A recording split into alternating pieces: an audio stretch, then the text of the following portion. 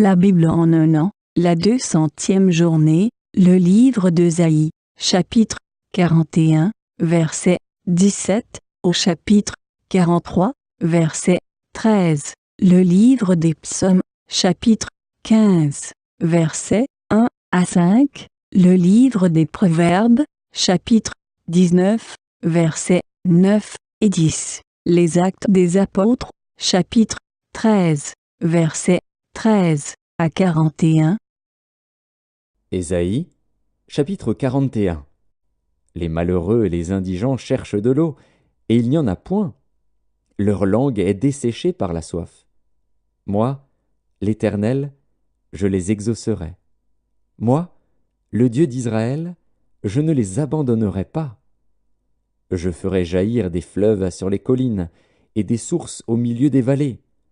Je changerai le désert en étang et la terre aride en courant d'eau. Je mettrai dans le désert le cèdre, l'acacia, le myrte et l'olivier. Je mettrai dans les lieux stériles le cyprès, l'orme et le buis, tous ensemble, afin qu'ils voient, qu'ils sachent, qu'ils observent et considèrent que la main de l'Éternel a fait ces choses, que le Saint d'Israël en est l'auteur. Plaidez votre cause, dit l'Éternel. Produisez vos moyens de défense, dit le roi de Jacob. Qu'il les produise et qu'il nous déclare ce qui doit arriver. Quelles sont les prédictions que jadis vous avez faites? Dites-le, pour que nous y prenions garde et que nous en reconnaissions l'accomplissement. Ou bien, annoncez-nous l'avenir. Dites ce qui arrivera plus tard, pour que nous sachions si vous êtes des dieux. Faites seulement quelque chose de bien ou de mal, pour que nous le voyions et le regardions ensemble. Voici, vous n'êtes rien, et votre œuvre est le néant. C'est une abomination que de se complaire en vous. Je l'ai suscité du septentrion, et il est venu. De l'Orient, il invoque mon nom.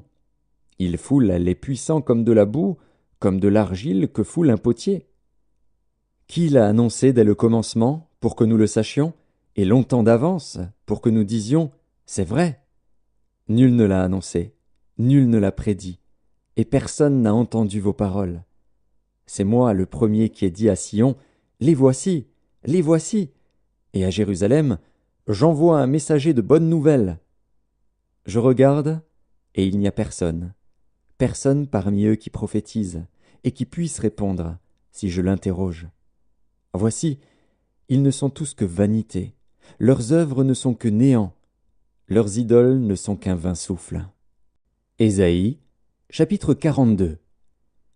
Voici mon serviteur, que je soutiendrai, mon élu, en qui mon âme prend plaisir. J'ai mis mon esprit sur lui. Il annoncera la justice aux nations. Il ne criera point, il n'élèvera point la voix, et ne la fera point entendre dans les rues. Il ne brisera point le roseau cassé, et il n'éteindra point la mèche qui brûle encore. Il annoncera la justice selon la vérité.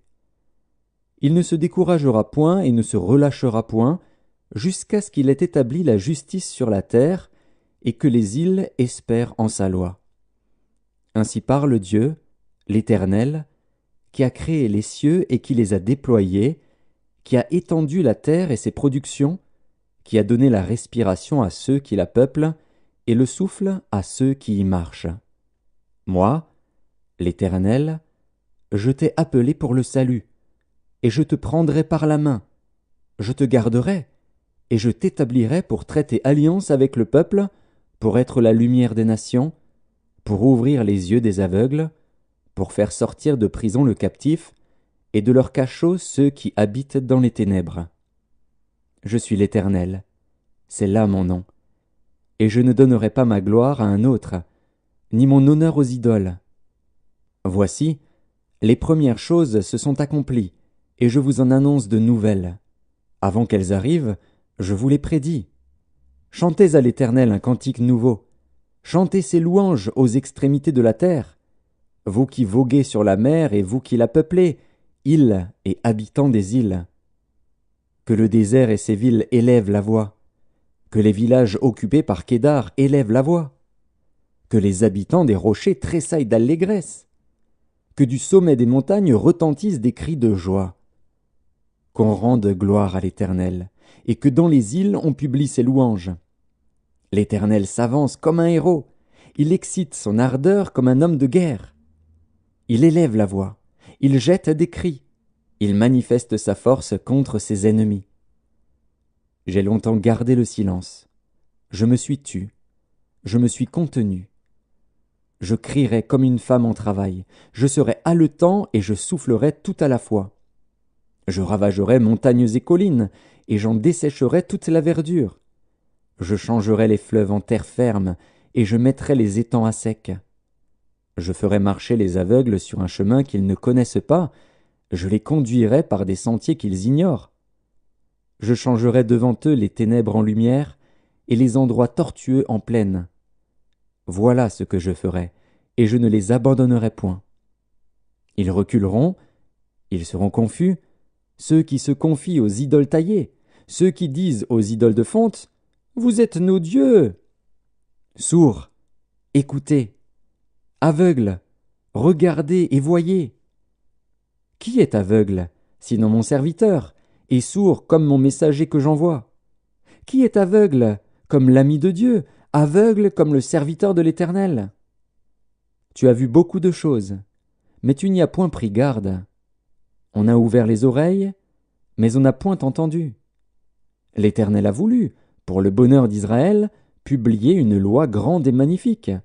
Et c'est un peuple pillé et dépouillé. On les a tous enchaînés dans des cavernes, plongés dans des cachots. Ils ont été mis au pillage, et personne qui les délivre. Dépouillés, et personne qui dise « Restitue ». Qui parmi vous prêtera l'oreille à ces choses? Qui voudra s'y rendre attentif et écouter à l'avenir?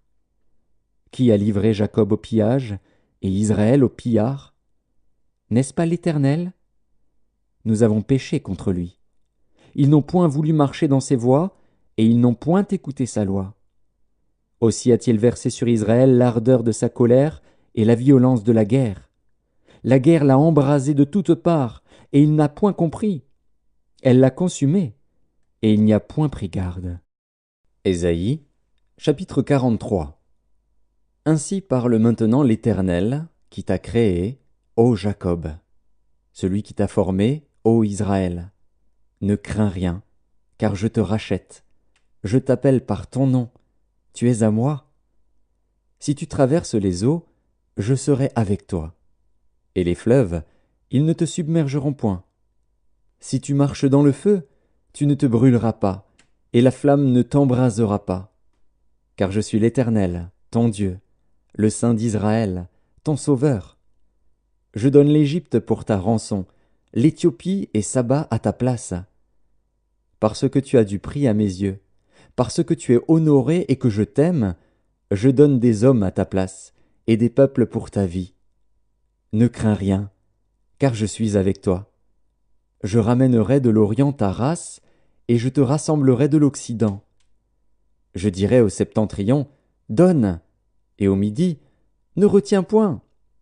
Fais venir mes fils des pays lointains, et mes filles de l'extrémité de la terre, tous ceux qui s'appellent de mon nom, et que j'ai créés pour ma gloire, que j'ai formés et que j'ai fait. Qu'on fasse sortir le peuple aveugle, qui a des yeux, et les sourds, qui ont des oreilles.